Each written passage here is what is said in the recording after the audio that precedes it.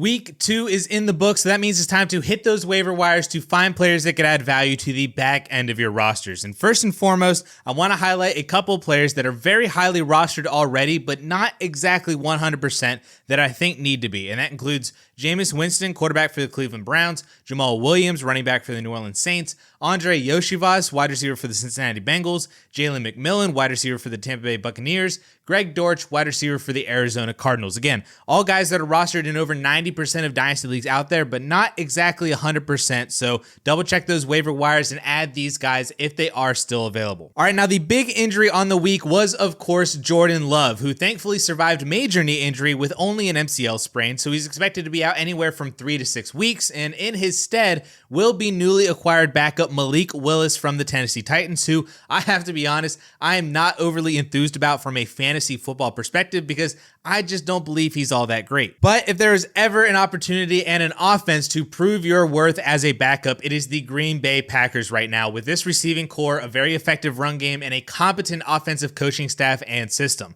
Plus, it doesn't hurt that Malik Willis can offer some upside on the ground to boost his floor as well. So there is a path here for Willis to be a very capable fantasy quarterback 2 in your Superflex spot, especially being projected to be the starter into October when bye weeks start kicking in, plus any additional quarterback injuries we may get. He is more than worth a waiver wire ad for any team, not just the one who lost Jordan Love. Now, in a more speculative ad, I am not opposed to taking the stab at Ryan Tannehill if he is still available in your league. He is currently a free agent, which means he will need to wait for that one quarterback injury to then sign and then become fantasy relevant, but after last year and all the injuries that we went through and backups that actually succeeded for fantasy football, I can't ignore a fairly competent quarterback with a potential opportunity to pick his team and his situation when an injury does occur. This could be Joe Flacco all over again, and I want to be ahead of the curve on that if it does actually happen. So toss a very minimal bid or even a $0 fab bid to go get Tannehill now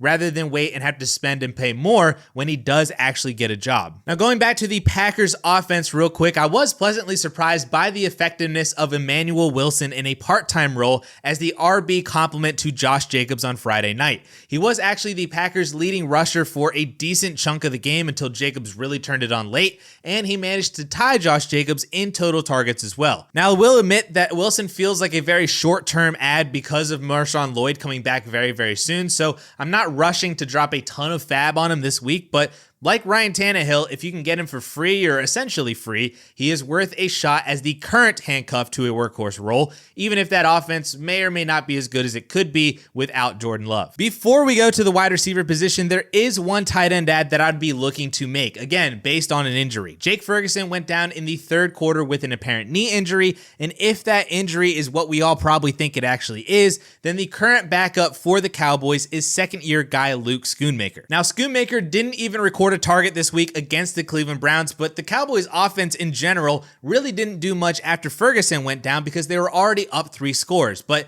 if Schoonmaker becomes the new starting tight end for Dak Prescott, that is an extremely valuable role for fantasy football, even if you're not the most overly athletic guy. We are always looking for more tight ends to make their mark in fantasy football, and Schoonmaker is in the perfect situation to make that happen if Ferguson misses an extended period of time or, God forbid, even the rest of the year. Now, at the wide receiver position, again, we're talking about more players benefiting from injuries that happened ahead of them, starting first with Vikings receiver Jalen Nailor, who I don't really blame you for not knowing who he was prior to catching a touchdown on Sunday, but after Jordan Addison left the game re-aggravating the same ankle injury that he suffered in training camp, Jalen Nailor is currently in line for the wide receiver 2 role with Justin Jefferson. And listen, I get it. We are already questioning Sam Darnold's ability to maintain Justin Jefferson as an elite fantasy receiver, so how can we even trust him to sustain multiple guys for fantasy football? But Giants defense aside, Sam Darnold didn't really look all that bad this week. He posted over 200 passing yards, 2 touchdowns,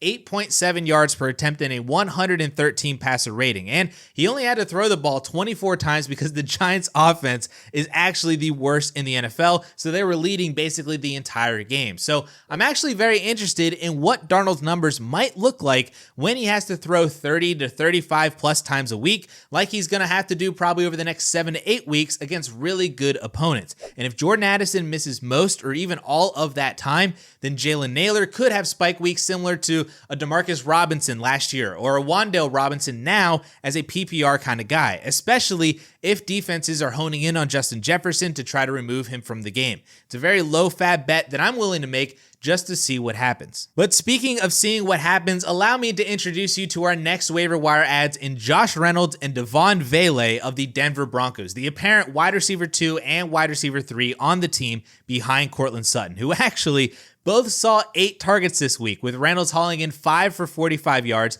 and Vele catching all 8 passes for 39 yards. Now, I do believe that these target numbers are massively inflated by the fact that Bo Nix threw for 42 pass attempts, but this Broncos team is also really, really bad. So they might just need to throw that much to actually try to be competitive. And the biggest beneficiaries of that might just be Josh Reynolds and Devon Vele. Again, these are low bid bets to churn out the back end of your roster because you're hoping that something sticks, but you never really know when it comes to Sean Payton offenses or who gains the favor of rookie quarterbacks. So I think both of these guys are very solid ads this week if you have the extra roster space.